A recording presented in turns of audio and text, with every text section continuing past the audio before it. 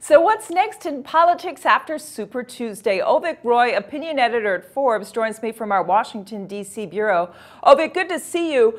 It's an interesting and even more interesting race on this Wednesday after Super Tuesday. What were the big takeaways for you in the results?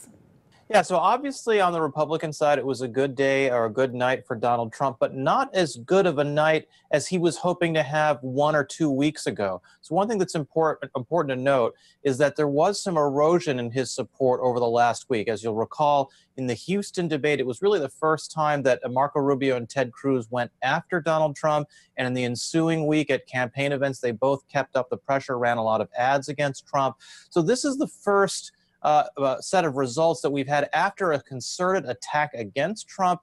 And there was some effects. We saw that Ted Cruz won 3 states and Marco Rubio won. So while Trump did the best, it was far from a clean sweep for Trump. And it remains to be seen if that sustained attack will have some effect as we get to those big March 15th states. And it is interesting because on the numbers side, in terms of delegates, yes, Trump is ahead, but not by an overwhelming margin.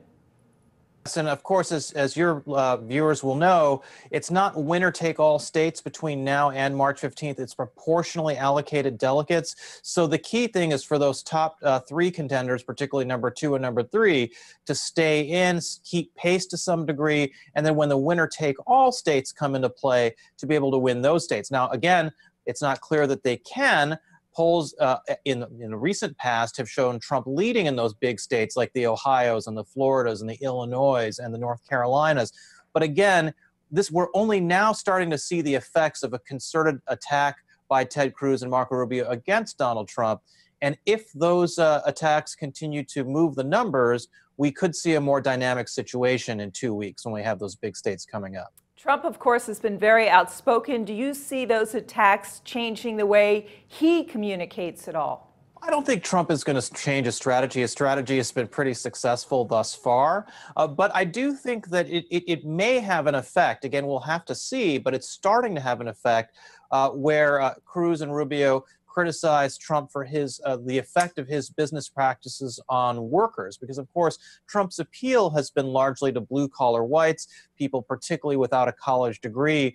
And if the Rubio-Cruz attack saying that Trump said when he built Trump Tower, he hired illegal immigrants, et cetera, he didn't take care of his workers when it came to benefits, things like that. If that line of attack has an impact, maybe things will go a little differently. But again, it remains to be seen. This is really the first time that we're seeing a concerted effort on the airwaves and in campaign rallies to criticize Trump. So, Avik, let's go to the Democratic side. Delegate-wise, of course, Hillary Clinton is much far ahead in terms of Bernie Sanders, but he had some interesting wins last night.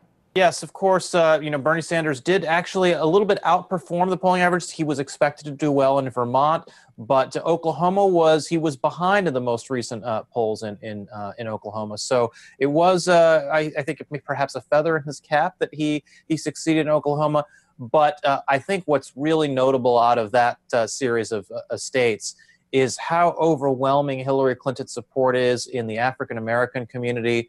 That was something that, of course, had been talked about quite a bit, as you know, over the last several weeks and months. But it is still remarkable. If you look at 2008 and how Hillary Clinton did very poorly among African-Americans relative to Barack Obama, her strength in that election was blue-collar whites, Trump's base. And ironically, now it's flipped, where Bernie Sanders is doing well with the blue-collar whites and the educated whites, and Hillary Clinton is doing very strong with minorities. And that's where we are. I think it's going to be very, very tough. It's hard to see a path for Bernie Sanders to win this election. Avik, what's the most important battle next in your eyes in terms of primaries or caucuses? Well, it's clear 15 states on the Republican side, particularly Florida and Ohio, but there's a whole set of them.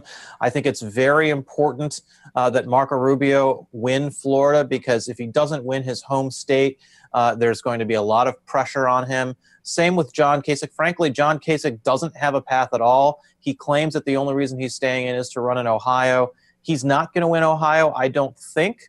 And if he doesn't, then he's going to drop out. But the damage he will have done is pretty significant, because he takes votes away from the other mainstream Republican candidates. For example, in Virginia last night, Marco Rubio lost to Donald Trump by 3 points, and John Kasich's votes were arguably the margin of victory for Donald Trump. So John Kasich staying in is going to be a huge challenge for particularly Rubio, but Ohio and Florida are going to be the states to watch, because those will be the ones which really define where this race is going after that. Whether Cruz and Rubio have any shot of derailing the Trump train, or whether we're going to drag this out to the convention. Avik Roy, opinion editor at Forbes, great to chat with you. Thanks so much. I'm Rhonda Schaffler for TheStreet.